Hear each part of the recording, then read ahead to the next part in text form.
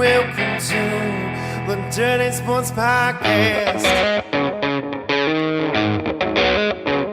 I said welcome to the Dirty Sports Podcast with Andy Ruther and Joe Prano. Welcome to the Dirty Sports Podcast. Welcome to the Dirty Sports Podcast. I'm your host, Andy Ruther, coming to you live from Cincinnati, Ohio, with my co-host from Port Hueneme, California, Joey No Chill Prano. Hello, Andy. Happy Monday evening pod. You know what that means. Let's go. The Miller Lite is cracked.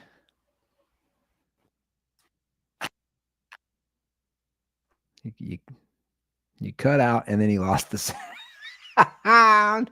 Classic Prano trying to do the beer effect, and he's gone. But I think he's going to be back here in a second.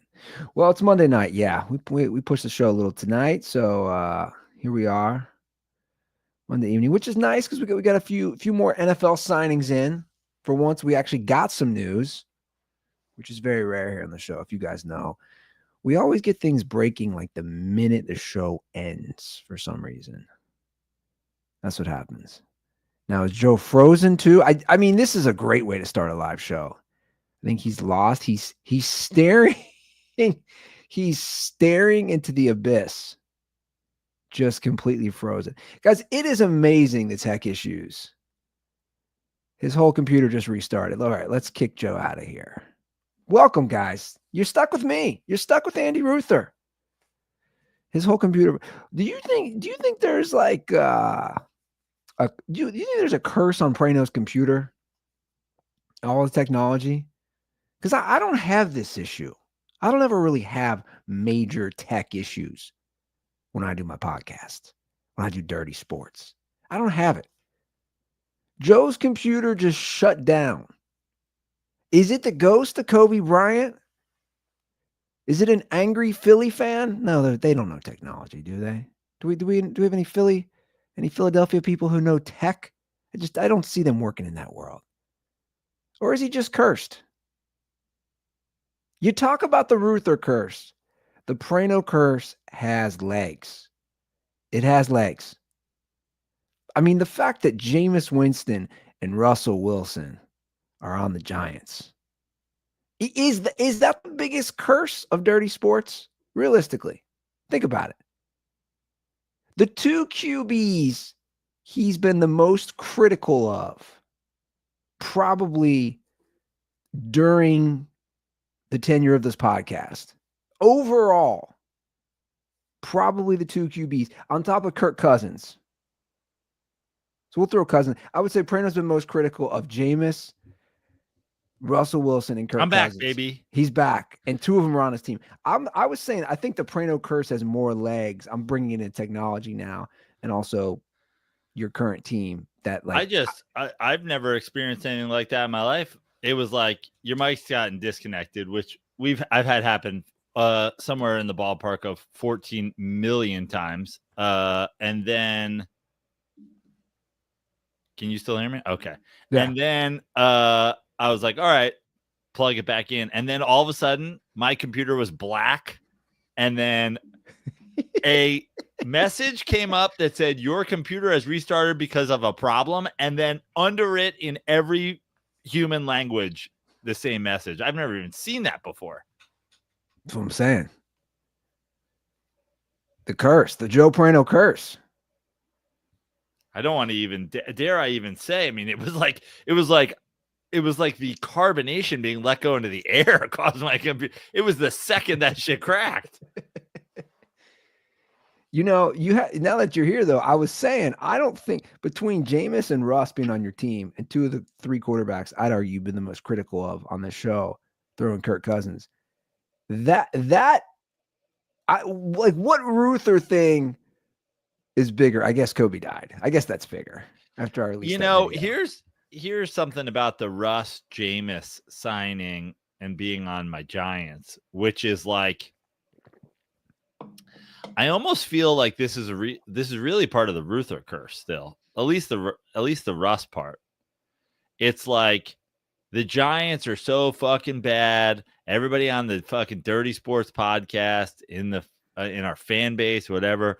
Prano, you're a fucking loser. The Giants suck. Suck my dick. Blah, blah, blah. Like, it's the Giants being bad for some reason gives life to like so many. Like, it's like the fans of every team have basked in. I think what it was is just all the people I pissed off over the years. They all just resurfaced. Like when you pick up like the carcass of a dead animal and you find all the maggots, like the Giants being a dead animal has just made all the maggots pop out. And then they go and they acquire Russ, the guy who I've said is trash. And now the quarterback that I have said is shit has been added to my team that everybody's telling me is shit. And he's not going to start for like he's going to last like 3 weeks as a starter. And then in a way I'll be vindicated because I'll be like, my team sucks. And even Russ can't start for us. Yeah. Well, I don't know if that's vindicated. He just fell off, which the Russ discussion at this point, I've seen some people talk about, which I think is a very interesting discussion. Has someone ever fallen off so quickly? You would argue he was always overhyped, but I would, of course, that would be my argument. Yeah, I wouldn't agree with that, as you know. But I mean, I think if this is going to be studied, I think we truly have to study the combination of Russ falling off a cliff and Geno Smith finding the ability to play quarterback in the NFL almost simultaneously. We shall get to the bottom of it one day. Well, look, obviously the right situation matters and the team matters.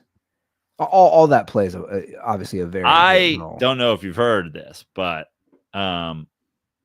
apparently Pete Carroll is like vocally saying like, we desperately need a backup quarterback to Geno Smith. And I'm just like, how great would it be if Russ is somehow... They just traded for one right before the show. Oh, they did? Who'd they trade for? Kenny Pickett. Really? He's moving again. Wow. Well, there's another Joe Prano sleeper guy. I was like, I don't hate Kenny Pickett. And everybody's like, you're fucking stupid. Here comes Pete Carroll to save another career. So shit, he's now been on already the Steelers, the Browns, the Eagles, and now the Raiders. Yeah. Well, their backup broke his wrist, so they're right. I was so hoping it would be Russ. They would just be like, give us Russ. And then Russ wouldn't even start behind Geno Smith. Well, look, first of all, it's interesting that he was traded because I was going to bring this up. It's like, what are we doing, Browns? We're going to keep 4 guys. Clearly, they're not now. They'll probably. I don't think any team could keep four QBs. That's reckless even for the Browns. Yeah. Although I wouldn't be shocked if the Browns go out and acquire one. Also, what is like Deshaun Watson's deal? He's still a team. He just can't play this. Like he won't play this year because of an injury. Right. So but like as far as just like he is a member of the Cleveland Browns. Yeah. What would that be? The physically unable to perform the PUP list. Yeah. And that sounds like a list he gave girls, by the way. He's like, oh, she's on the PUP list. And they just paid him. And they're just paying him. And he's against their cap. It's amazing. It's remarkable. You talk about things that should be studied. That's another guy. But like further proof of the like situations matter.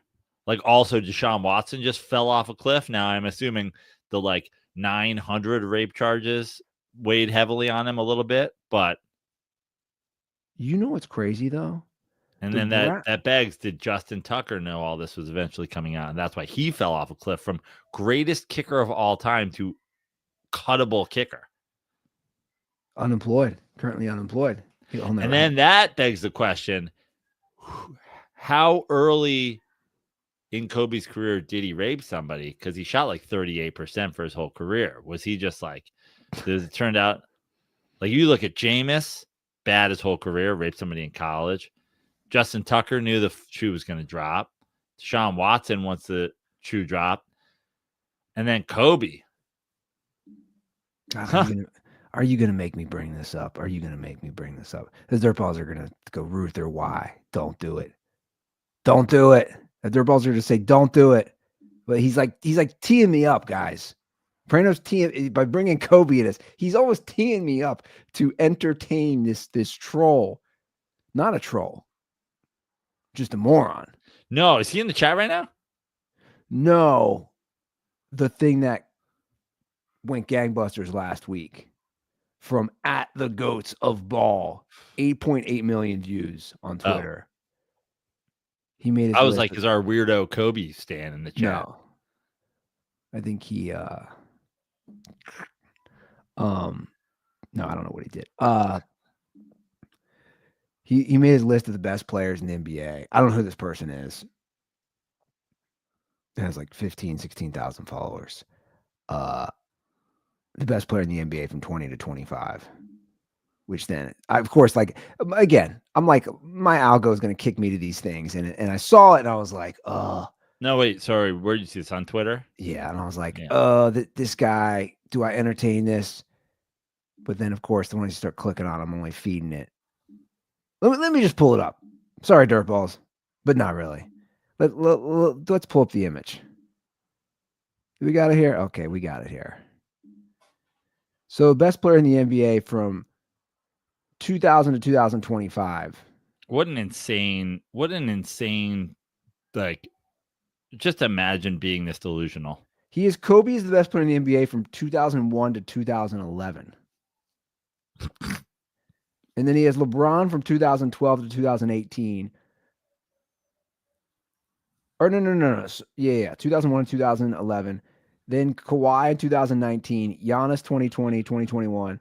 Jokic the last 4 years, which we will agree with. Like, it's weird. It's like he's nailing most of the LeBron years. Now, you and I would extend LeBron way beyond this.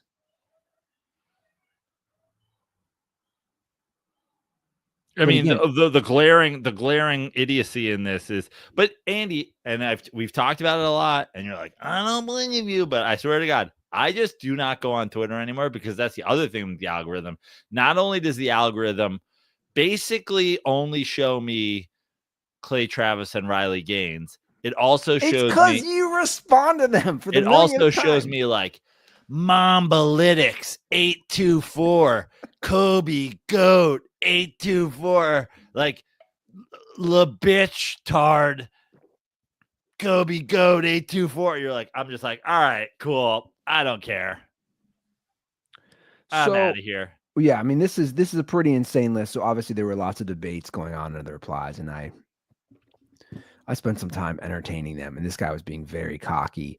All he was doing was showing clips. It was a fascinating insight into the mind of someone like this, where when people would respond, welcome to a fascinating insight into the mind of the deliriously delusional.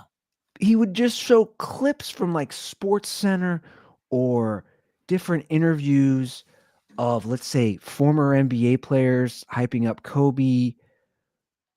Stuff like that, and I'm like, this is or he shows a screenshot of who voted from the former show Sports Nation on Kobe versus LeBron. It's like, dude, these are all opinion-based arguments where again, this is just absurd because you had multiple years in this where he's playing with Shaquille O'Neal, and also Tim Duncan is just nowhere to be seen in this. Yeah. Tim Duncan he's on a milk bottle. He's missing. In years where he won not only the league MVP, but the finals MVP. Correct. And it's just like, we talk about it. It's people who, you see it across sports, across pop culture, music, movies, whatever it is. It's like when you die young, it helps your legacy. I mean, it does. And that's, what's crazy is true. I see it on other platforms as well, but on Twitter, I saw it a ton. I saw it on I see it on Threads occasionally. The people will reply with, "No one said this shit about Kobe before he died." Like the critical thing. And I'm like, bro, what are you talking about? They're like, Kobe Bryant's legacy has only been inflated by his death. 100% enhanced. I mean, Shaq did him 180. There was like, it was probably like a weird guilt. They obviously had a very off and on relationship. I mean, Shaq's done a 180. Yeah. Like Shaq has him 2 now. Yeah. Come on. Shaq played with LeBron. Shaq's opinion is just swirling in the wind. He really is. Oh. By the way, we had a you know how you and I played the young Sheldon with the MVPs? Yeah. We had somebody call us saying like we were out of our mind thinking this is cool. I don't know that we did either of us describe it as cool? I wouldn't say cool, like we were impressed. Let me play the clip again real quick. It's a short clip, and then I'll play the call. Total East Hold Coast. on, Andy. Hold on. Can I ask you something? Without looking at it, can you tell me what our hotline number is? No. Okay. 859. So this guy knows every single NBA Finals MVP of all time. You don't know the number to our hotline. 859-832-0478. Now I'm looking at it though. Right. I mean, like, it's impressive. Well, what the fuck are we talking about? Let me just play the clip again, just to remind everybody, for some people who might have missed last episode, and then we'll play the call. How many years can you name when a player has won? I can name 2. I can name 10. I can name 11. I can name 57. I can name them all. You can name all. And you know what I'm going to do for the audience? Close the computer, nothing around, close my eyes. I want to see the. That's for sure. Yeah, he's a total dork. No one. He's autistic. No one's ever gone, yeah, bro, both young and old Sheldon, really cool. Cool guys. Wish I could hang out with wish I could hang out with all of the generations of Sheldons. Yeah. Reaction on your. I have the utmost trust in you because if you pull this off, then I need to go do my homework. I thought I knew about that. He's pre-brain aneurysm. Matty Goldberg is what he is. You know, he's like what Matty Goldberg would be if Matty Goldberg never had to have brain tumors. Well, to Matty's credit, he still knows all the Super Bowl winners. Right. Basketball. You guys ready? 3, 2, 1, go. From 69 and on, Jerry West, Willis Reed, Lou Alcindor / Kareem, Wilt Chamberlain, Willis Reed, John Havlicek, Rick Barry, JoJo White, Bill Walton, Wes Unseld, Dennis Johnson, Magic Johnson, Cedric Maxwell, Magic Johnson, Moses Malone, Larry Bird, Kareem Abdul-Jabbar, Larry Bird, Magic Johnson, James Worthy, Joe Dumars, Isaiah Thomas, Jordan, Hakeem, Jordan, Tim Duncan, Shaq, Duncan, Chauncey Billups, Duncan, Wade, Tony Parker, Paul Pierce, Kobe, Dirk, LeBron, Kawhi, Andre Iguodala, LeBron James, Durant, Kawhi, LeBron, Giannis, Curry, Jokic, Brown, Shea. You did that in 32 seconds. I passed out. What happened? Okay, so this is the call.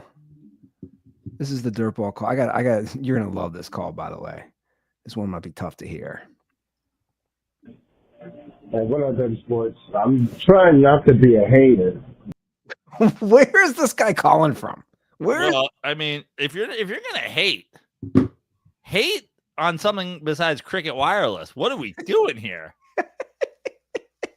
My boy's got Boost Mobile. This guy. You know what he's calling from? I know what he's calling from. So my 2-year-old Isla is big into Paw Patrol, and Brittany bought her these like cheap $5 Paw Patrol walkie-talkies. They're such pieces of shit.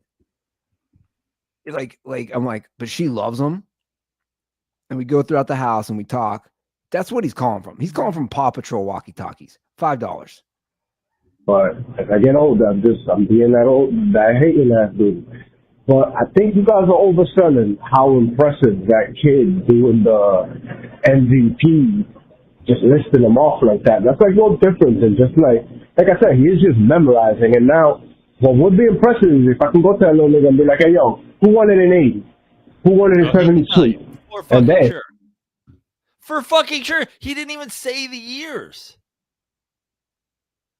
So that means he's like seeing the years and just saying it. Like he didn't miss a year. What you think he could just memorize 57 names in a row? I guarantee you if you go 89, he's going to go Joe Dumars. Guarantee you. I guarantee you. If he can give it to me like that, that means that he actually knows the shit. But right now, like when I was a JIT, we have to do, I'm not sure everybody had to do this, but you have to learn like the capitals for each state. And you're just rattling the shit off in alphabetical order. Like you're not, it really is, I don't know, especially like with all the time, and if you just sit there and you want to just read it and learn it, I don't know, like cool, good on him and the enthusiasm, but yeah, that was kind of, especially to hear like new guys, like, I don't know, I was thinking, maybe because like Luther is like a new dad, so now he's like softening him up and you got like a different, but come on, man, when we were just, I used to think Manning all day. You could have told me any football player, and I tell you what college he'd be able to go to off rip, just from seeing or doing all the trades in franchise mode and all that. So, like, come on, man. I think you guys are overselling it just a little bit. But I am at work early in the morning, and I'm on some hating that shit. So, you know what I mean? It is what it is, man. Condoms are for me being old man yelling at clouds, man. This is the best call ever. That's the best call ever now. He didn't say we thought it was cool. He was just said we were overselling it. Also, he admitted he's on some hating ass, hasn't had his cup of coffee yet shit. I guarantee you, if you hear, the other thing is you're at work, so obviously you're listening to it and probably didn't see it. The kid's eyes went white like some Game of Thrones shit where Bran was seeing the fucking future. The kid's autistic as fuck, dude. Like, this isn't him. He didn't just memorize some shit. He's not going like, he's not doing the state song. You know what I mean? He's fucking autistic and is seeing colors and tasting colors and tasting sounds and shit. Well, and exactly. Here's the other thing about this kid. You're like, what fruit does Kawhi Leonard's 2021 Finals MVP smell like? And he's like, oh, that's a peach. I think you and I, now it would take some time. I know we could. If you asked you and I who won every NBA title from like 90 until now, yeah, I bet we get 90-something% right. Yeah. It takes some time. But this is where I'm going to give the kid credit. We lived it. Like we watched it. That's what I'm saying. Like he didn't. So we started. I said we were going to start that, and we did. We started the Cowboys documentary, and we're a couple episodes in, and we're up to the Pasadena, the Rose Bowl, their first Super Bowl blowout of the Bills. And Brittany was like she was calling me autistic and Rain Man because I was like, oh, I know exactly where I was when they won this. I was like very close on the score. And she's looking at me and I was like, I know the next year where I was. I know whose house. And she's like, that's weird. That's like autistic. I said, but it's not. I said, I love football. I don't think that's autistic that I knew which friend's house I was for the 92 Super Bowl or the 93. And then I told her, I could almost name every Super Bowl, literally going back, no lie. Like I was basically going back to my first one I remember, Bengals losing to the Niners. I said, I bet you I can probably go back every single Super Bowl. Might take me a second and tell you where I was. And she's like, that's Rain Man shit. I go, but it's not because I'm watching the game. That's the difference between this. I feel like I could tell you where I was.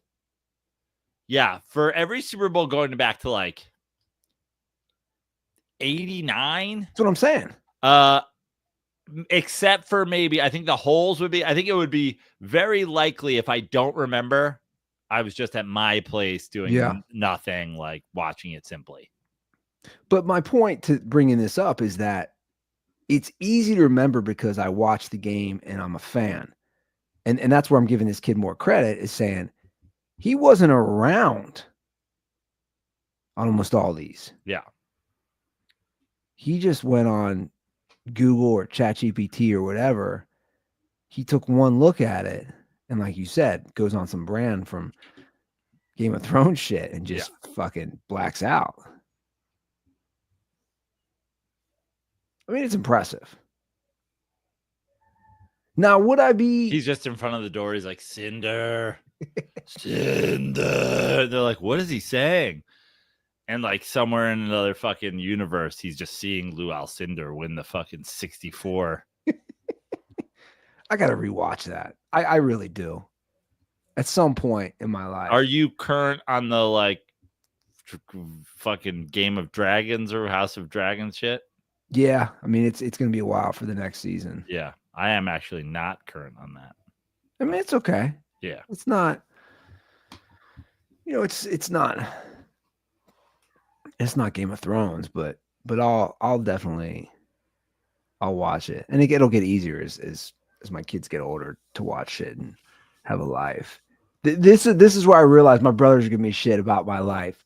I said, we were talking, my brother was saying how much, one of my brothers was like, man, I just love that I can go, that marijuana is legal here for the last year. He's like, because it is a game changer. He's like, I just love that I can go to it. There's dispensaries everywhere. Right. And he's like, I just love that I can go. I'm rolling a joint right now. I just love, and he was joking about like how great the weed is versus like college, you know, and you're buying shitty fucking swag and all that. And I said, dude, I'm down to like, I said the other day I asked Brittany, how often do you think I do cannabis? Twice a month. And she laughed. And she goes, no fucking way. She's like, because you're tired and you don't want to fucking deal with that middle of the night. How often would you say I do cannabis? I was like, how often do you think I fuck with marijuana? And then if somebody came up to me and they're like, how often do you do cannabis? I'd be like, officer, get the fuck out of here. Nice try. Well, I got a baseball jersey on. Get the fuck out of here, officer dickhead. And then I looked in the fridge, or I told my brothers, I go, I bought a 4-pack of THC drinks in April. There's still 2 in there. It's August. And then I looked today and I was like, no, there's 3 in there. I was like, I've had, and not that I haven't like smoked weed or whatever. I was like, I've had one of those drinks since April. It's just sitting in my fridge because I'm like, I just don't want to deal with a kid stoned or in the middle of the night because it's just like hell. Maybe I would be more calm. Maybe I should do the opposite. Yeah. Stoner dad. And then the Child Protective Services come. CP. Sir, have you been doing cannabis again? That actually happened in our daycare. Really? A worker found a like last year. She found like a weed gummy or something? No, she found a some like marrow, like would you call it flakes? Like what would you call it from like, you know, if you're smoking a bowl? Shake? Yeah. She just found some shit in the baby bottle. In the bottle? Yeah. In the bottle. In the bottle. Floating in the bottle. Wow. So when that happens, they don't know, like, they got to call, they should. They got to call Child Protective Services. And then they send them out to the house, and also they show up to daycare as well. I was like, listen, if you find it in the bottom of the lunchbox, I'm just like let's say I found it in the bottom of the lunchbox. When that parent comes, I'm gonna be like, yo, bro, we can't be rolling the joints over the baby's lunchbox. What are we doing here? Let's make sure I don't. Next time is the last time that I get. This is the last time I give you a warning. In the bottle. In the like. I'm not a narc. Yeah. I was about to be very judgmental of this fucking narc ass daycare worker. No, you know how the bottle is aggressive. By the way, 2 days in a row. She didn't say anything the first day. She goes, wow. She goes, she goes, she told me also. She's like, I thought, no, that's no way. And then by day 2, she showed it to another chick, and she's like, oh yeah, this has happened 2 days in a row. He's rolling his joints. or is he like just fucking poisoning his baby? Like he's like, oh, this baby's a little crazy. I need this baby to come home a little stony baloney. I mean, 2 days in a row? 2 days in a row, man. It feels like he's putting fucking weed in the bottle. And that kid's name, if I recall, I'm not going to say last kid's name. Nothing matters. But I'm pretty sure the kid's name, the first name was Beverly and the middle name was Hills. No. I swear to God. It was Beverly Hills something. I mean, it's all adding up. They're stoned. They're coming up with wild baby names. Yeah. Beverly Hills Johnson. I don't know what the name was. Beverly Hills Mata. Dylan Beverly Hills Mata.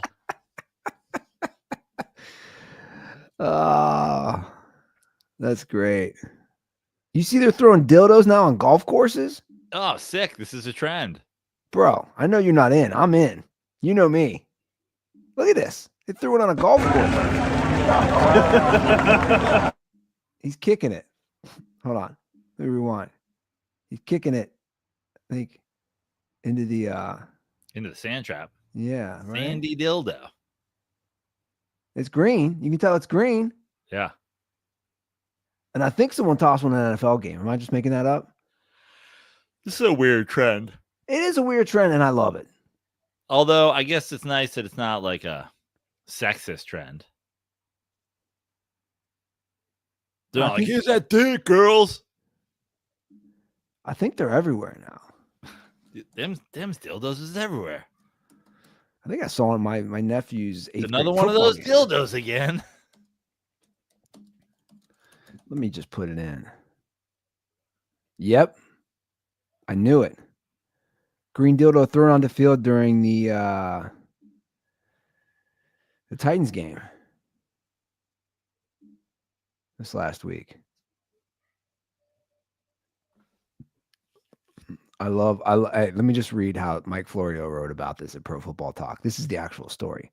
Folks who attended Friday night's Vikings-Titans game in Nashville saw something unexpected but not quite as uncommon as it used to be.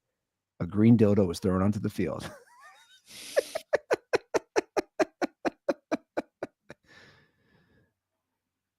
God, the guy who makes green dildos is fucking. This is the greatest thing ever happened. I wouldn't be surprised if he's throwing them, just to like get people riled up.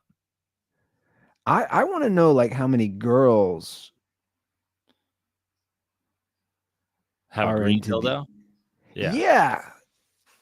The glow in the dark dildo. Is that what it is? I don't even know. I don't know what the fuck it is. Or Hulk dildo. They should do like a cross marketing branding with Green Goblin. Are there any of those movies coming out? Spider-Man movies? Yeah, it was Spider-Man, right? Yeah. Green Goblin, green dildo. I don't know.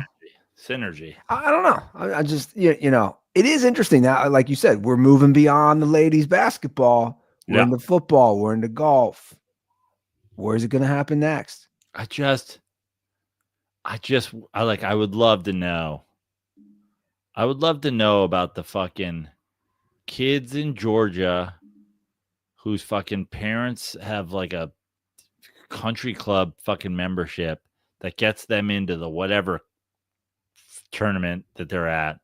And they're like, Tommy, you been seeing this dildo thing at the WNBA games? You think of what I'm thinking? And he's like, sucking your dick? And he's like, no, what? No. Let's get a dildo. Throw it at the golf tournament. He's like, oh, yeah, for sure. I mean, it's catching on. It's catching on indeed. I think that's when baseball is officially back, when somebody gets the dildo over the net.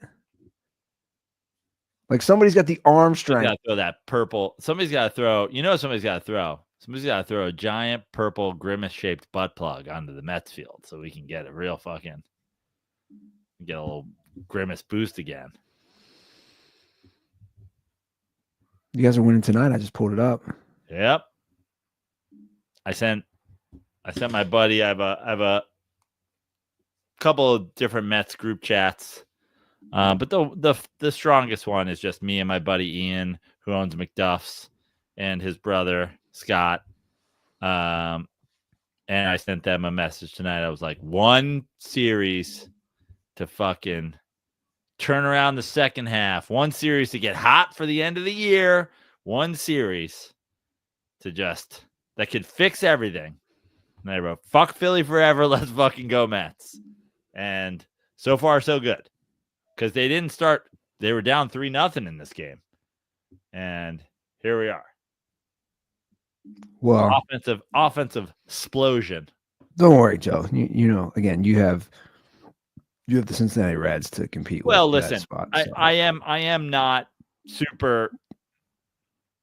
If you told me at the beginning of the season, Mets are in the playoffs, I won't tell you anything else, but you can just have it right now. I won't tell you the record. I won't tell you who else is in. I won't tell you. Of course, I'm always going to slam that give me the playoffs button because anything can happen. And I'm not really feeling scared about the Reds or the Cardinals or the Diamondbacks making a late push because the Mets have been fucking terrible for the entire second half or since like June 1st. They've been fucking terrible. And they still haven't gotten caught by any of these teams. So no one really wants it. But you don't want to limp in a despicable.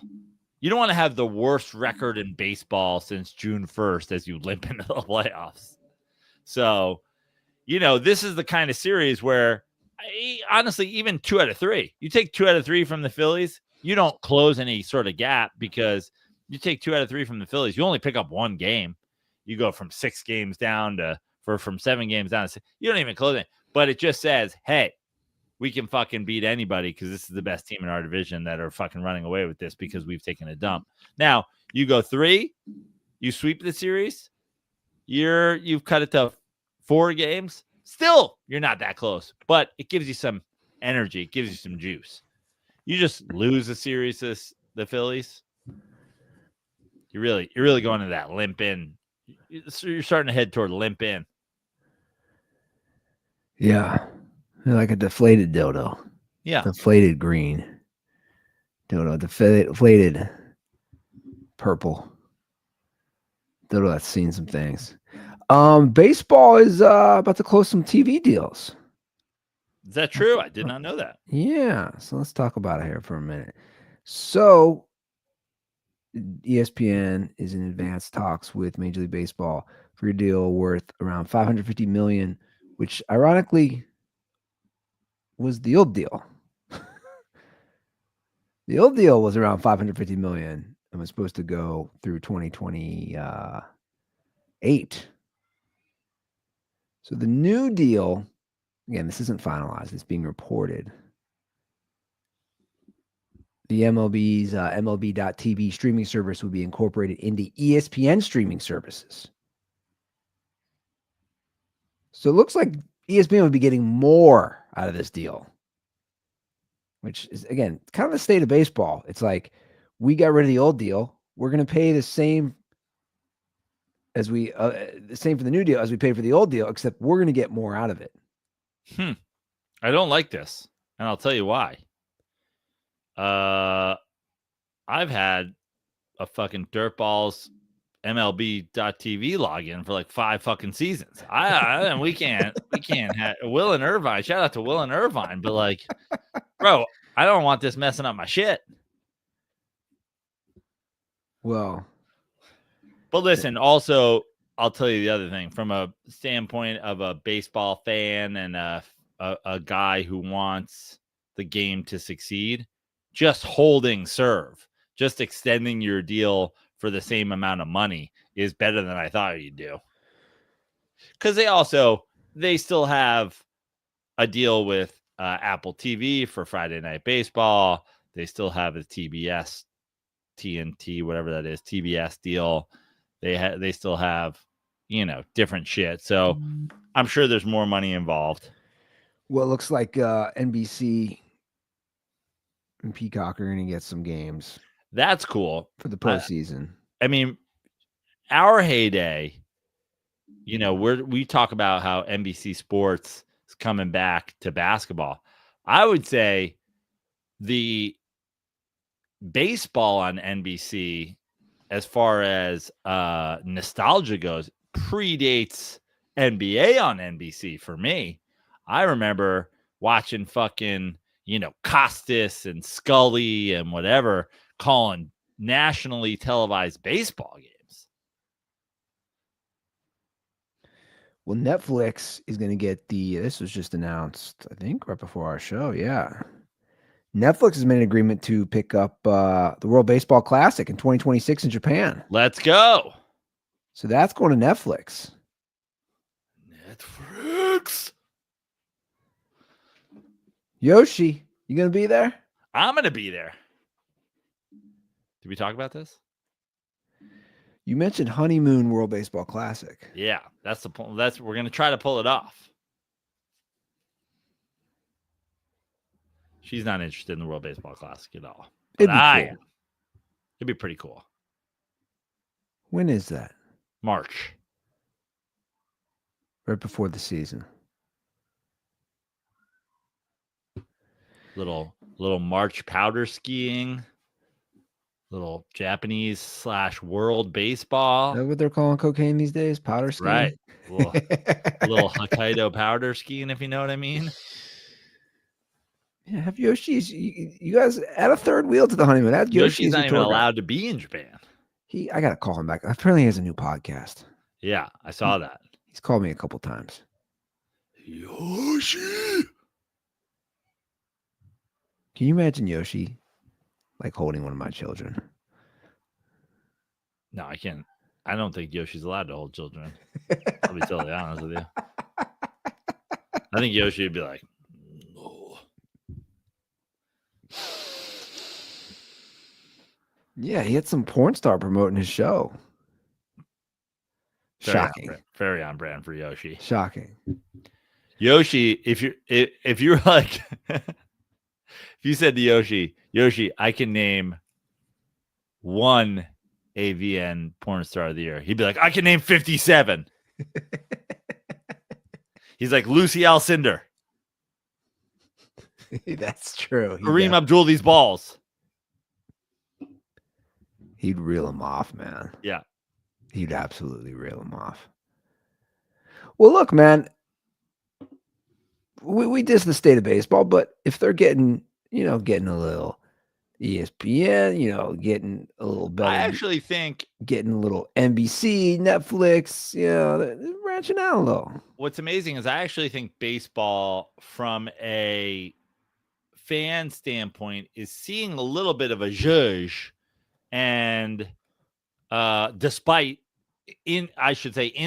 of how the powers that be at baseball, like the commissioner and all the fucking people involved in making decisions for the MLB are trying desperately to kill baseball forever. But I would think that baseball is seeing a slight spike in spite of that. There's a lot of excitement around baseball. I think, the Shohei Ohtani thing is obviously a big boost, but a lot of like great players and great performances in the last, like Kyle Raleigh breaks the record for home runs by a catcher this year.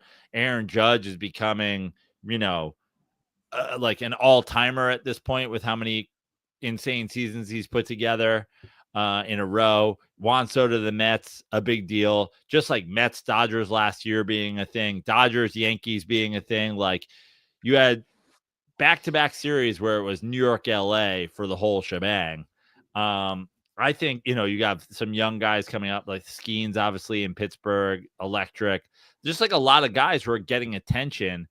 And I'll even say that I think the Savannah Banana shit, I think it helps baseball. I think for sure. I think minor league baseball in the internet age helps Major League Baseball. I think baseball, almost despite the fact that they tried to curb every social media person that wanted to ever talk about baseball, they were like, get them off the internet. And just like, it's free promotion. What are you doing? But they've started to like allow a lot more of that shit to sneak through. I think baseball's in a better place than it's been in a long time. Let's just do what we can to not fuck that up, because you guys have gone out of your way to fuck shit up for ballpark 30 years. I mean, you go back to the strike in 94 as like, it's a real fucking line in the sand where they were like, baseball, we're going to fuck up baseball now, and we're going to try to fuck it up pretty thoroughly every year from here on out. But they win fans back with the steroid era, but then they did. The problem is then they just distanced themselves so much from it. Exactly. They won fans back, and then they made you feel like you were a shithead if you came back just for that. Yeah. It was a nightmare. Yeah. Well, I agree. I look, I think, again, having deals in multiple networks, I know the fans want to complain. That's always my favorite thing I see. I always feel like, oh, so now I got to subscribe to this to watch NFL games or to watch. It's like, dude, you already subscribed to that. Come on. You already subscribed to that. Do people not have like, here's what I know. We all use, I'm not joking. Everybody in the family uses Mikey's Paramount. Everybody in the family uses Gabby's Peacock. Everybody in the family uses my Apple TV. I use Mikey's Direct TV to log in shit. I also have given out that to my sister at some point. There's 400. I'm not joking. There's 400 plus TVs, Fire TVs, smart TVs in the country that I'm logged into either via Mikey's Direct TV, Will and Irvine's baseball, like whatever. Like, you forget to log out of these things. No one's ever said Direct TV was not like, you've reached your 1,000 TVs limit.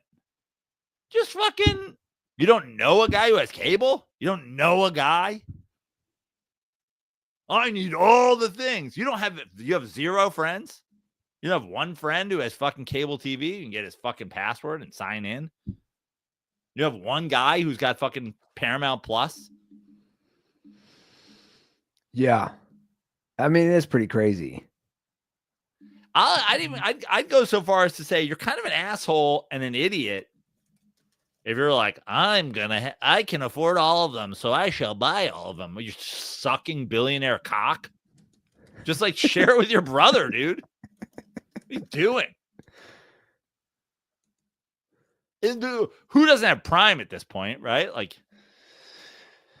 the Prime thing, like, me and my wife have fucking separate Prime accounts. Like, what are we doing? Yeah, you got me thinking we're basically the family who has them all. What the fuck? We're getting the bad end of this deal. You want Mikey's Direct TV login? Like, what are we doing here? I called you week 1 kickoff last year. I was like, yo, how do I log into your YouTube? Now, YouTube, they're smart. They know people are going to start trying to fucking log into that shit in football season. So they're like, no, you're not. But most of them don't. Yeah. I mean, it's all confusing. Well, it's confusing because, like, oh, well, Disney owns Hulu, and and then ESPN is owned by Disney, and you're just like, what? Like logging in, and then Max is bundled into all this, and you're just like, it's a fucking pain. But it is what it is. It's not like you can. The thing is, back in the day, I would be worried about it. It's like, oh, you're gonna go. You can't see any fucking credit card information or anything like that. Like, if you have my fucking password, if you had my password to sign into my fucking, I mean, Apple's different because Apple's connected to a bunch of shit. But like, if you had the password to my fucking Peacock or whatever, you can't do shit with that. What are you gonna do with it? Unless I had that as the password for a bunch of other shit, which I don't, because all my shit's just like Peacock 1, 2, 3. Like, yeah. No, I know, man. You motherfuckers all paying for your own Pornhubs? What are you doing? Yeah. What was that? A motorcycle. Guy's screeching off. He found out I'm logged into his Pornhub. He's like, get home, reset that password. Well, speaking of getting paid, we alluded to it earlier. Had a few signings today. Trey Hendrickson will be coming in. I knew it was gonna. I mean, you thought it was gonna. I thought it was gonna happen. Just a 1-year deal for the Bengals. They basically not even a 1-year deal. Restructuring of his current year. He was already under contract this year. Correct. So he's going to get a pay bump from 16 mil to 30 mil, and then he's going to be a free agent after the season. Now, this feels like very much, first of all, a win for the Bengals. I agree. But I'm going to counter with really does feel like maybe he wants fucking out, though. Because if you really wanted to stay, you don't settle on just a pay bump this year to stay with your current team. He doesn't really. He has, sure, listen, $14 million more security or $16 million or whatever it is, more security. It will go a long way if something were to happen. But it's not $60 million or whatever that you could get if you had signed a 4-year extension with 2 years guaranteed. I just don't think he had the leverage. He's going to be 31 at the end of the year. We all know how it goes with this position. Some guys can be Von Miller. And you're just like, wow, you're just going to keep logging 8-10 sacks every year into your mid-30s. Be a productive player. And some guys just drop off a cliff. So it's like, I don't think he had the leverage with the Bengals, right? Because they had him under contract. And the threat to sit out, I think, is kind of, okay, sit out. You know what I'm saying? Like, you're not sitting out at this age. That's why I said all along, I like, people were like, what do you think is going to happen? I always say, he'll be there week 1, guys. He'll be there week 1.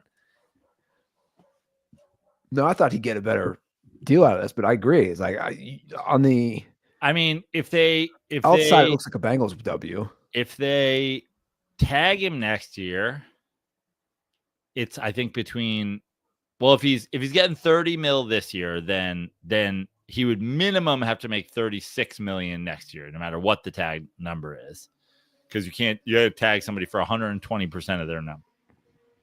So, but I'm sure the fucking top 5 edge rushers or whatever is probably closer to 40, probably 38, 39. So they could still tag him, or since this is the kind of negotiation, it feels like he goes and he gets another 25 or whatever for some place that's not Cincinnati, which, like, God, how much more you know, talk about bird in the hand is worth 2 in the bush. $20 million from not Cincinnati and not Cleveland would be fucking, he's like, I'll take it.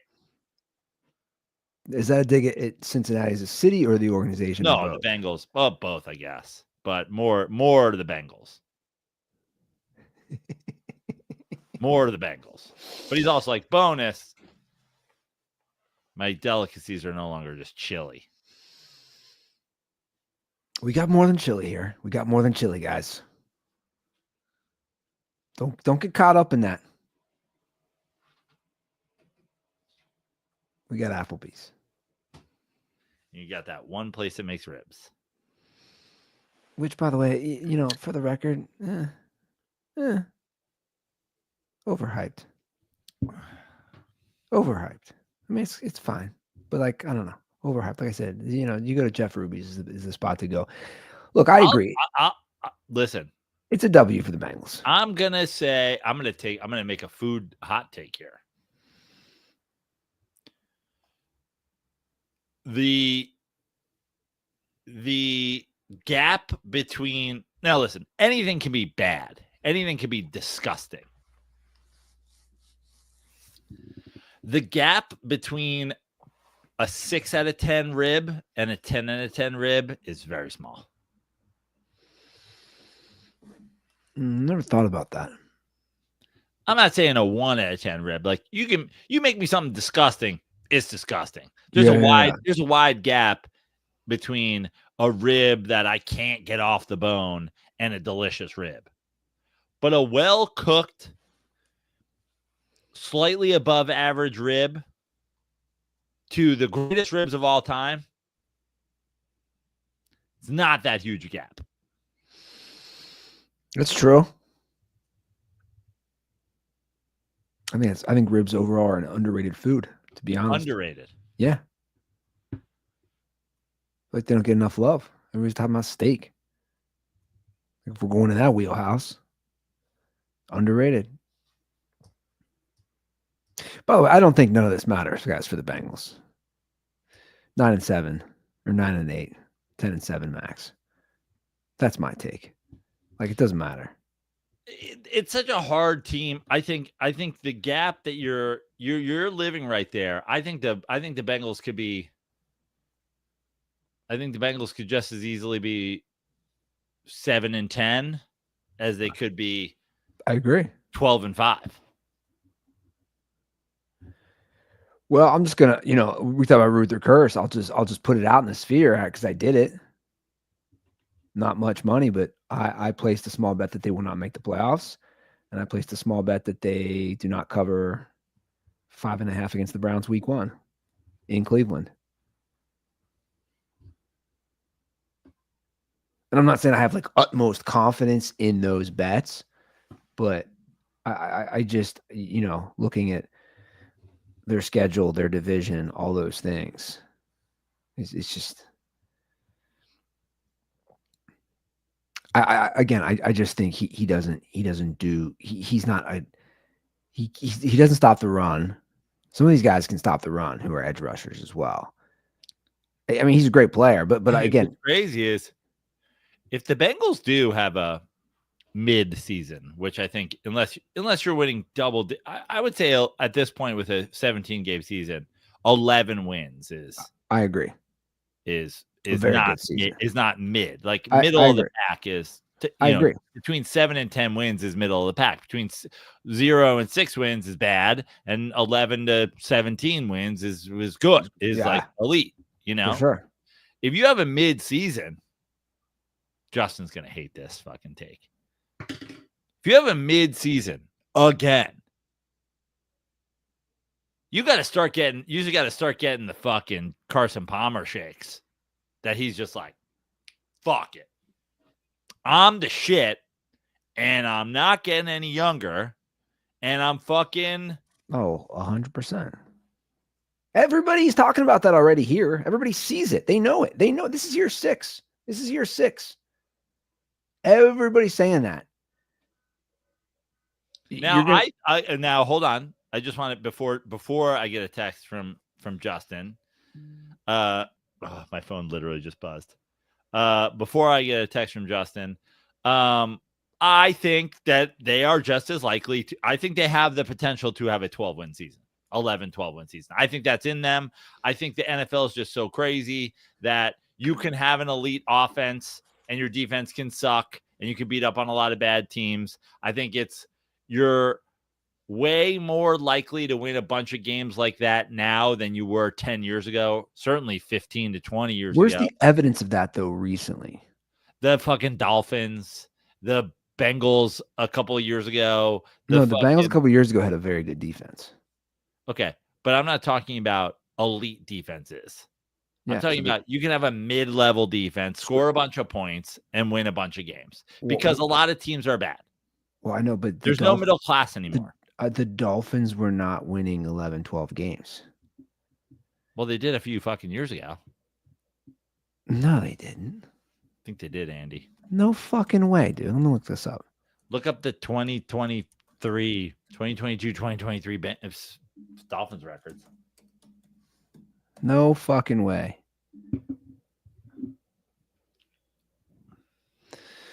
I stand corrected. They won 11 games. Yeah, I know.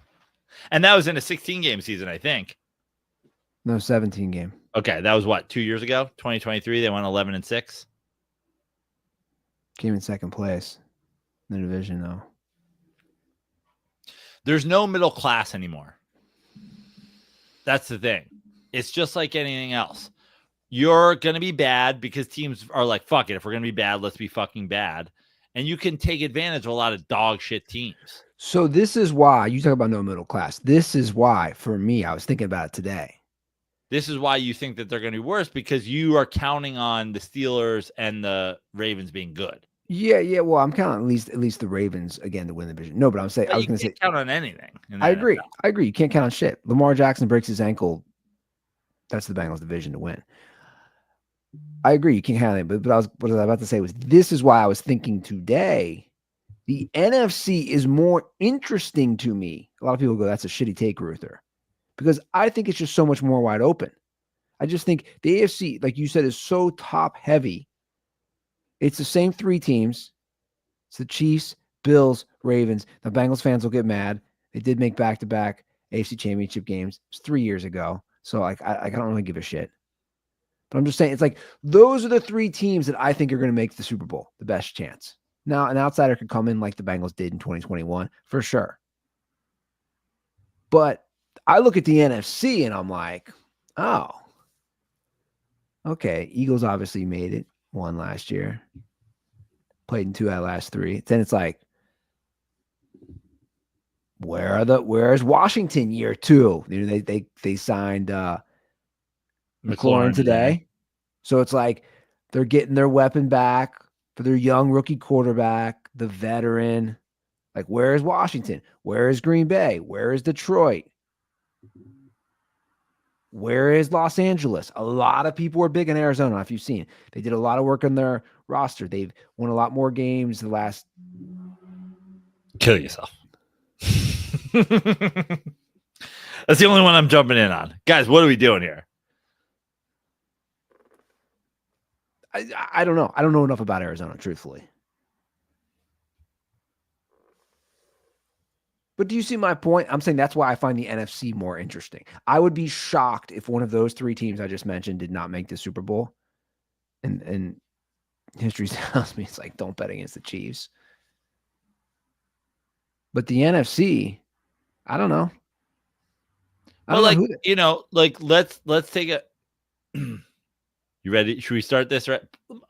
By the way, let me start before I even get into this. Let me just say, in the last week, I've already started getting the feel back. I'm like, all right, a little football. We doing this? All right, fuck it, fine. I'm still not quite ready for it. I think when the Mets are in the thing, I just have so much focus and attention there that, I mean, it's not like it just distracts me because I'll always, if the Mets are playing an important baseball game, I'm not going to watch Thursday night football or Monday night football or whatever. And also I can do 2 things at once, but I just really it really felt like it was creeping up on me. Now I got a show on Sunday and I was like, why did I get booked for a show on Sunday? And I was like, oh, because it's Labor Day. And I was like, yeah, okay. I get a little, you're batting me around, kissing my neck. Football's kissing my neck a little, getting me in the mood. I would say I'm not quite ready for it still, but like, another couple beers in me. I could probably get my panties off. But so I'm going to start this. With every football season comes this. In the NFC, we're all kind of like, oh, it's a little bit more wide open. It's a little more wide open. I'm almost ready to be like, I think the Lions window, like, I think it's open and closed. Like, are we doing this again? We're going to do the thing where the Lions fans convince everybody they're going to win 14 games and go into the Super Bowl. Bro, we are 2 years removed from fucking sure thing, no doubt about it. You guys were in the NFC Championship game, blew it. Last year, I mean, if you were playing a stock, buying now is a terrible idea. I agree. Because you go buy low, sell high. They were high. They're just in the midst of the. Now, I'm not saying you couldn't do it. I'm not saying it's not possible. Very talented team. But also, Lions fans, you're the fucking Detroit Lions. Yeah. Everything tells me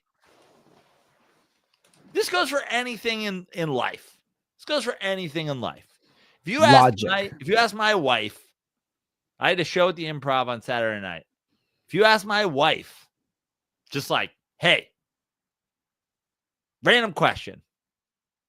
Joe's going to have over under 2 beers tonight. You'd be like, what the hell kind of question is that? He's going to have, you should have said it over under 7 Miller Lights. And I exceeded that probably. But like, she's just like, that's the guy. The Lions getting, by the way, This goes for the Bengals too. This is why we're talking about Joe Burrow going Carson Palmer and leaving the Vikings team. It's like you made it to the Super Bowl and you're the Bengals. Probably your high water mark. I agree. You know me, I'm a fan of history. I mean, I'm throwing the Lions in there. I'm just saying the NFC. I agree. In fact, I mean, another sneak peek. I will not pick the Lions. I don't think I did last year. I'm going to go do it again. I'm not going to pick the Lions to win the division. It's not. You could, and you go the Vikings, coin flip. We don't know. Is McCarthy, McCarthy even, what the fuck is his name? Darnold? Sorry, is McCarthy even Sam Darnold? Probably. So probably if he's good enough to be Sam, so then they'll be okay. They'll be pretty good. Jordan Love was basically injured all last season. Yeah, hurt week 1?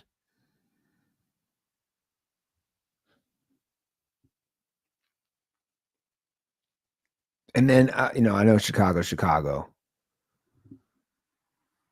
But, like, you never know year 2 with the QB, new head coach, offensive-minded head coach. I don't put much stock in, again, the socials on, like, oh, my God, did you see the interception Caleb Williams threw at training camp? But also, again, the socials, you can find, if you wanted to do Kobe Bryant, if you wanted to do the Kobe stan, who gave you, like, these highlights are why Kobe Bryant was the best player in the league in 2005. You could also just go, Caleb Williams is going to be the GOAT. You just like, look at this throw from 11 on 11s and no pads.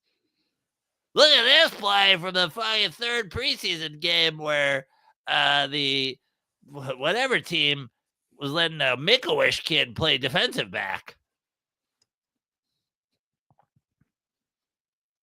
Like, I don't think the Bears are going to be better than they were last year. Yeah. I'd assume that.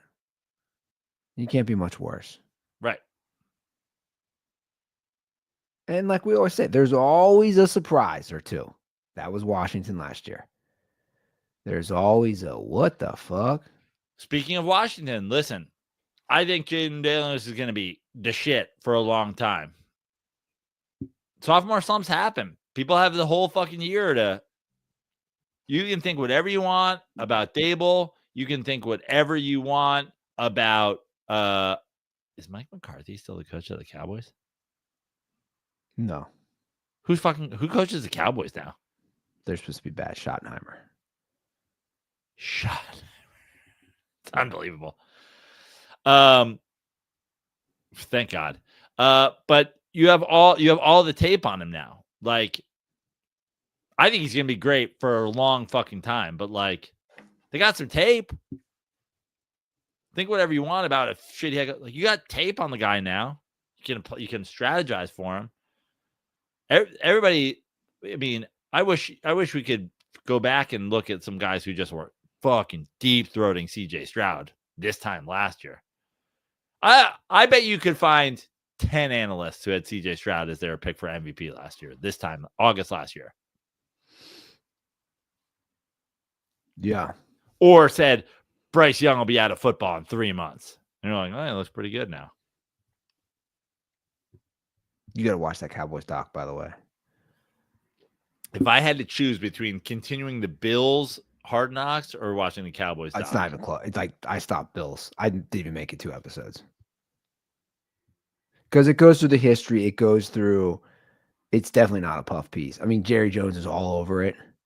And God, he looks old. And it's amazing because him and like, it's so funny watching it with a woman because she's like, they're like showing them playing, they played college ball at Arkansas together, which I didn't know that, they won a national title, Arkansas. Who? Jimmy Johnson and at football together. Jerry Jones. Football. Yeah. I had no clue they won a title in like 65 or whatever it was. But like, it's so funny watching with the woman because she's like, wait, they're the same. I did. It was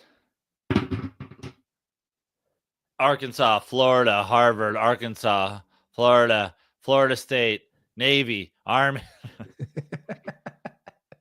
It's weird watching too, like all these white guys, like before big integration, they show the highlights, but Brittany's like, they're the same age. Look how, and I'm like, yeah. She's like, look how Jimmy Johnson looks great. He looks great. And Jerry Jones looks like Tales from the Crypt. It really is amazing to be like, these guys played college ball together doing this show. And you just see them. Dude, when you see the Charles Haley shit, it's insane. Like, I feel like nobody's talking about it. I'll give you a sneak peek in the Charles Haley shit when they signed him. I had to pause it multiple times. I go, did he just say that? They get guys from their rivals, right? So they're getting like Bill Romanowski and Jerry Rice. And it's pretty cool. Like I said, that's why I like it. Like they're bringing in guys from the Niners and the rivalry. Yeah. And so they're talking about Charles Haley when he was on the Niners and then went to the Cowboys. And Bill Romanowski's like, he's nuts, dude. And they're all saying how nuts he was. Steve Young's on it. They're all just like, he's nuts. Bill Romanowski's like, we're in a team meeting. And all of a sudden we hear all this noise in the back. And Charles Haley goes, hey, I don't know, what they call Romanowski? What was his nickname? Whatever they said, like. Psycho. Yeah. Charles Haley was masturbating in the middle of a team meeting in the back. Wow. Like, there's stories like that. Haley's Comet coming at you. Apparently, he showed how much he didn't want to play for the Niners. They say he walked in to the GM's office, pulled out his cock, and just started pissing all over the desk. Dude, the Charles Haley thing is wild. And he's like, and he's got a lisp, and he's like, they say this thing like I'm mentally ill. I'm not. He goes, there's multiple. Is this multiple personality? He goes, this is Charles. One guy's Chuck. And he's giving all the different nicknames for like, he's like, these are my personalities. I'm like, yeah, that is multiple personality disorder. Yeah. And he's like, and they're all talking about how crazy he was. I'm like, this is insane. He was jacking off in the middle of a team meeting. He's like, no, Chuck was jacking off. I would never. There was Chuck, Charles, and Charlie, and he like goes over each personality. He's just a guy from fucking ski school or whatever. He's like, should we kill him, Chuck? No, don't. Yes, let's. You're crazy. I know. Oh man. Watching that shit though, it does make me like, there's a part of me who's like, man, that was an era, right? Of just like insane. Oh yeah. Of just, you hear these stories and you're like, that was the old stud guy in the 90s. He's a Hall of Famer, right? Haley? Yeah. I don't know. Is he? Feels like no, but I could be wrong. Let's see here. Feels like no. I'm going no. Charles Haley, 5-time Super Bowl champ. Wow. No, 2-time first team All-Pro, 5-time Pro Bowler. Fun fact, tied for the most career sacks in the Super Bowl with 4.5. I mean, he had a career, dude. Yeah. Not a Hall of Famer. God, he's insane. I saw a Facebook post the other day. Just weigh in on this. Somebody put this. I was like, it's not a terrible call. Best father-son athlete duo of all time. And they threw out Ken Norton Jr. and Sr. And I was like, well, Ken Norton Jr. was a fucking legit NFL, like a stud. Dad was heavyweight champion of the world. Wow, you don't think about that.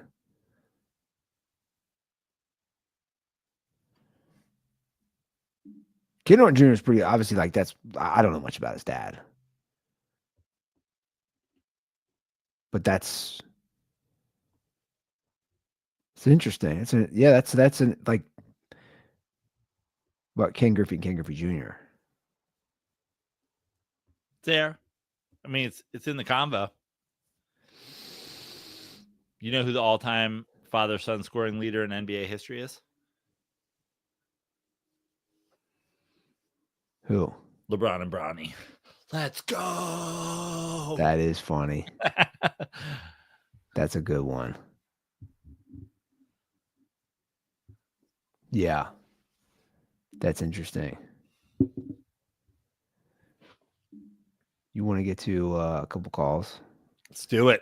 Well, we're talking football, and we had touched on some things. And B Indigo's back. I told you he left a few calls. We'll play him here to wrap up the show. He left one about things that annoy him about the NFL, which I'm all here for. If you guys want to call the bitch about the NFL, 859-832-0478. I think Brian Heinrich had called about one. He was talking about Reddit, which I think then spurred all this. All right, so here's things he bitches about, or he doesn't like. What up, y'all? It's B. Y'all was talking about something about gambling. I don't remember. I set a reminder, but I don't remember what y'all was talking about that sparked the thought. But I wrote down that I hate these motherfuckers that gamble on like yards, like prop bettors. I hate you motherfuckers. They don't even care about the game, who won or who's like better, as long as yo nigga got over 80 yards or whatever. Like, I hate you niggas. And all my friends do it, and I tell them how much I hate them for it. I wish gambling would go back to being illegal and we could just go offshore, because I hate talking about gambling with motherfuckers that don't care about the outcome of the game. All they care about is, did Dylan Brooks get 8 rebounds or whatever? You fucking nerds. I hate y'all. But all right. Yeah, condoms is for y'all. Holla. I agree. Hard agree. I'll take it one further. Maybe not further, because I guess it's a separate point. I think if you are one of those guys, you are better off learning about some shit. And like, instead of just being like, well, it's baseball season, time to do this. Well, it's football season, time to fucking bet yards props. Well, it's basketball season, time to bet NBA fucking rebounds props. You're better off taking the time to learn about the fucking game and then still betting the props than you are just these fucking wild, like, because it's dumb. Like, here's why it's dumb. Those guys act like they understand the sport, and you're like, bro, just bet your fucking rebounds. Just bet your fucking rebounds and leave me alone. You're playing the scratchers, just leave me alone. But for the Super Bowl, you're all about the props. No, I bet props all the time. It's not about that. How often do I come on here and fucking make some like 80-yard a game predictions, though? I bet that shit. I love taking it and parlaying it. My thing with both football and basketball betting, I love to use that just as like a boost. I'm just like, oh, I'm going to bet the fucking Warriors -4.5 tonight. And then I'm going to be like, fuck it. May as well just parlay it with Steph over 4 threes or whatever it is. Just like boost that shit. But the idea of going into my app on Sunday before football season starts and betting like 5 different fucking game props, like, I don't give it. Like, is that fun? Yeah. You're not even rooting for anything. Just out there rooting for catches. It's the fantasy football. It's fantasy. I was going to ask, it's probably on par with fantasy. Oh, Charles Haley, update your Wikipedia. He is in the Hall of Fame. He is. I don't know why it doesn't say it. Well, where did you find it? I put his name into Google. He's a fucking Hall of Famer. Okay. Or no, I read more of his Wikipedia. He's inducted in 2015. There you go. Dude, you should see his bust in Canton. He's whacking off. It's a wild bust. It shows his whole his hands down his pants like it's an extended bust. Yeah, I like that when they announced he was getting in 2015, they were like, and we're gonna make you. He's like, did somebody say bust? It's like, okay. Why didn't you say so? After football, Haley was diagnosed with bipolar disorder, you think, and began to undergo therapy and take medication. He's like, Charlie has bipolar disorder. Charles doesn't. I was like, no, I don't. Yes, you do.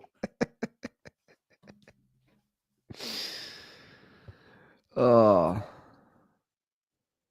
Here's another call from B Indigo. B Indigo, I'm gonna play it. He's like worried I wasn't gonna play it. Hey, what up, bro? It's B again. I remember y'all brought up Eric Andre or whatever. And it made me like think about how Joe used to always talk about. He used to always make jokes about Andy's brain injury. Like he used to always say like you was running around screaming the N-word and that's why your head got beat in or whatever. That shit. I don't know. It's so fucked up what I say right now, but that shit used to have me weak as hell. Can we bring them jokes back? That shit was so funny to me. Like, if it hurts your feelings, then never mind, Andy. But don't even play the call. But I've listened to the show so long, and that shit used to have me so weak. I still love the show. I still listen every day or every week. Y'all keep doing what y'all doing. Appreciate it. And those were some funny jokes. Well, listen, the like again, the working theory on you having your wallet and your phone. So you didn't get robbed. No, the phone was left at the party. Phone was left at the party. Yeah. You had your wallet. You didn't get robbed. We know that. Yeah, you didn't get robbed. Somebody didn't punch you in the back of the head and take your wallet. If I'm saying the N-word to a black dude, he's taking my wallet. Damn, that's more racist than you just saying the N-word than you just running around downtown. Well, he should. This man was walking around downtown drunk, throwing slurs out there, and now I know why. Because he's also like, no, well, also he should. I'm saying like, he also should. They're thieves. I'm saying he should. Jeez. No, but my point is, there's essentially two working theories. There's two competing theories. And we'll never know the answer. Oh, there's only two.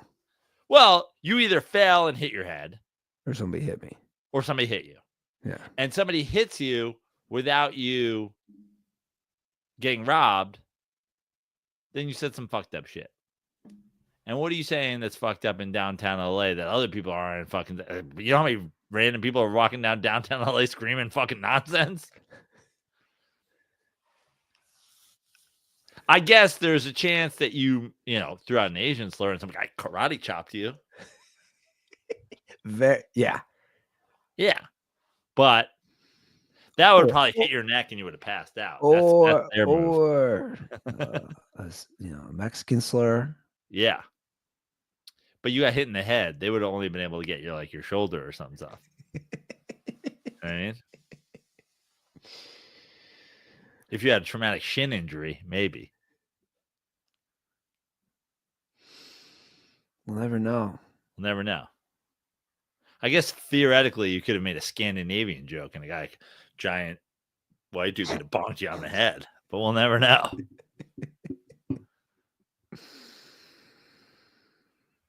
Man. Crazy to think that was about 11 years ago? April 2014. Yeah. Wild, man. And we started this show, what? January 2014? Mm-hmm. It's wild that really way more than 90% of the show is post brain injury. Yeah. I don't even think about it, truthfully. I appreciate you leaving the call, B. Well, you can't think about it because your brain still isn't probably working, so you can only rewind. The only thing you know from before 2014 is where you watch Super Bowls. Everything else is a real blur. I know. But it's crazy to think like 11 years without booze, and it's just like become my life. It's crazy. I've been working on a joke. I did a show on Friday, and I hosted. Bill Burr was on the show, and so he went first because I'm just gonna go up and I'm gonna get out of here. Yeah. You watch the set. I tried a new joke in the middle of my set and just fucking ate dick. Recovered nicely, but I'm working on a new joke about how just like no one drinks anymore. It's like I'm soon I'll be last comic drinking. And I realized something. It's like I get it. You know, some people they look at that like old drunk at the end of the bar and they're like, oh man, you don't want to be that guy who's still going to the bar to drink alone by himself. But it hit me. That guy's not going to the bar to drink alone. He's going to the bar with a drink with his friends, but those pussies don't show up anymore. That's funny. I mean, it is back, like I said, statistically. The Gen Z is just now. A lot of them do a lot more marijuana, so like the marijuana intake is up. I'm losing people I never thought would stop drinking. How about your boy Chris Wilde doesn't drink anymore? What's like? Is that what spurs that? Voice. He's Mr. Voiceover. He's the voiceover king of the world. And he's like, I woke up one day, didn't have my voice after drinking. I was like, fuck, I can't. See? But I'm saying, so you get to a certain age and some shit happens. Mm-hmm. And then the young people aren't.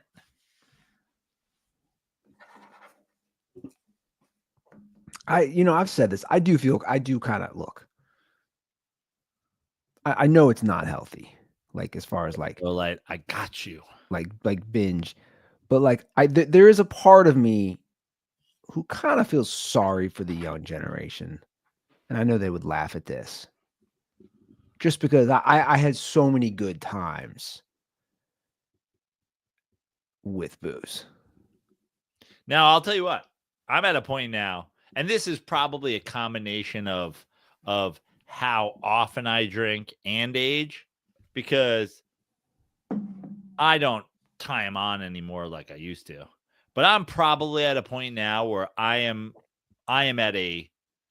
just about at a 0 shot. I'm just about no shots. Yeah. I had 1 shot the other night. And I woke up not feeling great. And I'm pretty sure it was just the 1 shot. I'm pretty sure that was the difference between me feeling fine and me feeling not good at all. The Kobe Bryant shot challenge days are done. The Kobe Bryant shot challenge days are long gone. Unless, of course, again, I ate like 2 pounds of pasta and drank water and like whatever. But like, never quitting my soulmate. You know what I mean? Yeah. No, I get it. Look, I mean, overall, the industry, again, the stats back up. The industry is down across the board. And you know what's up across? The non-alcoholic drinks. I don't know if you noticed this in LA. The second time worked. I don't even notice it out there, but like we went to dinner, I don't know, like a month or 2 ago. And I said, what? In my head, I'm not even thinking beer. I'm like, what non-alcohol? I go, we're having a nice dinner. I said, I want to just not have a water. I said, like, what do you got non-alcoholic? I'm just thinking, whatever. And she's like, oh, athletic. And I had a non-alcoholic athletic beer, and I was like, this is pretty good. Like, and by the way, I've bought them before. Yeah. Like a 6-pack or whatever for here in the past, like 3 years. But I was like, this goes. I had a burger. I was like, this goes with my burger and fries. I mean, I was just at we're wrapping up the podcast momentarily. And I was like, she's making steak in there. Cracking another. Yeah. I mean, it goes. It definitely goes with it.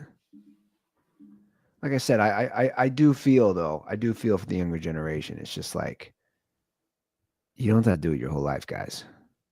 Just like live a little. Have some fun. Something about the hangovers when you're young. It's just like, it doesn't even affect you, man.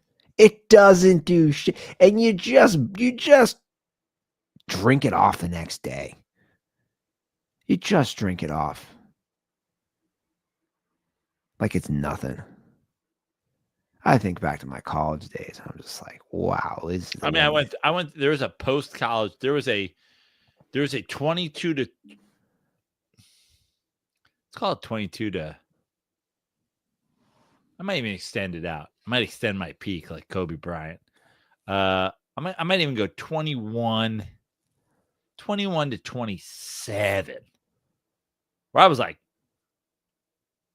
very rare that I had like a proper, I had to go way too hard to be like, I am hungover. Otherwise, it was just like, yeah, I mean, listen, we went hard last night. I don't feel great, but like, I'm not hungover. Well, you weren't. I couldn't handle it. I was just Mr. Blackout. Yeah. All the time. I mean, like, you weren't waking up not remembering like me. The real moment in life is when you start throwing up in the morning instead of at night. It's true. That means you didn't drink enough that you threw up at night. When you're young, you throw up at night because you're like, you push it so far, your body's like, get this out of me. And then you puke and rally. You drink when you get older, you drink so much that your body's like, oh, I can handle this. And then the next day it's like, bro, this would be better if what are you doing? We should get this out of you. I mean, you talk about peak. Like, then you get to current day. Current day, 40-something me is like, my body's like, no, we will never need to throw up this amount of alcohol, but you will want to kill yourself tomorrow.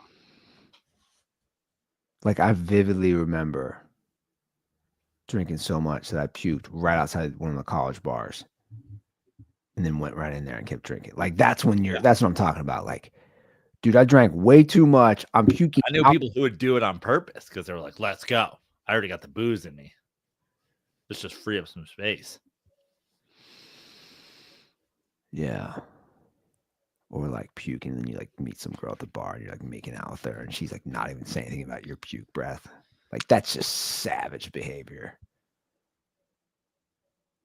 Oh, good times. But you know what? You know what ruined it? Let's be honest. And I think that's why everything changed for the kids. The phone, man. The phone ruined it. Yeah, back in the day, we were all Hawk Tua. We were all Hawk Tua, girl. Oh my God. Hawk Tua and spit up that drink. By the way, Brittany is obsessed with Track Star. Oh, hell yeah. I'm talking. She was on the couch. I told her about the show. I told her about Jack, and I was like cleaning up some shit Friday night and just video after video after video. It's a good bit. It's a good shtick. And it's not because it's my boy. It's fucking great. That's what she kept saying. She's like, this is such a good bit. This is such like, I said, it is. It's great. I said, and I kept saying what he said. I go, it's true. It's not the got you looking stupid. It's like, we're going to try to have fun. Yeah. Positive vibes. Yeah. I mean, I'm like, I see how it gets addicted to people, which is good. Crazy. If you guys want to leave a call, 859-832-0478. There it is. There it is. If you want to follow me, I'm at Joe Prano on all social media, joeprano.com for shows. Just added a bunch of shows. In fact, got a couple local things coming up. I got this Sunday, the West Side Comedy Theater. I got next Friday at Bar Lubitsch in LA. Mid-July, I'll be doing 3 nights in a row at Grand Comedy Club down in Escondido. Thursday night, I don't even think it's for sale yet, but it's going to be a NFL football roast comedy, whatever night. So if you're into that, come on there. Friday, I'm going to open for some shithead. And then Saturday, I'll be opening for Jay Moore, September 13th. So come see that. September 10th, same. So 4 nights in a row, in fact. That Wednesday, September 10th, we're doing our next Airliner show. So, yeah, all these shows and more, joeprano.com. which is in my bio on Instagram. Escondido, is that by San Diego? Yeah. Trying to remember my geography. Okay. All right, cool. Good stuff. Andy Ruther. And you guys, a lot of you guys have still, if you're still interested, the pick 7 is still available. I've had a fair amount of DMs. What's the buy-in for the year? It's $250. I might fuck with that too. It's tough though, man. I'm like 7 is just basically if you pick. Well, you know me from our years of doing this. I'm hot or I'm cold. You are. So I'll probably reel off a 7 here and there, but then I'll go for but who cares? You may you as well reel it off zero. one. Like normally, if you reel off once, you make your money. Yeah, and then some. Yeah, and then again, overall, the top. That's what matters. Most picks. And you have to get 7. If you get 6, nothing. No, if everybody goes 6s, nobody wins. It spills over the next week. I like that. So let's see here. Right now, he's got, I can see how many are in the pool. 357 have signed up. So let's do the math here. 357 times 250. Pot is at 89 grand. The breakdown of that, week by week. I don't know how much first place is going to get, second place. Yeah. Oh, the breakdown right now is about 13 grand for the week. Wow. I mean, you could have week 2 guys get 7, and you're splitting that. Yeah. Right now, first place gets 30 grand. Second place gets 20 grand. Third place, 15. Fourth place, I mean, you come from 5th to 7th place, you're getting 5 grand.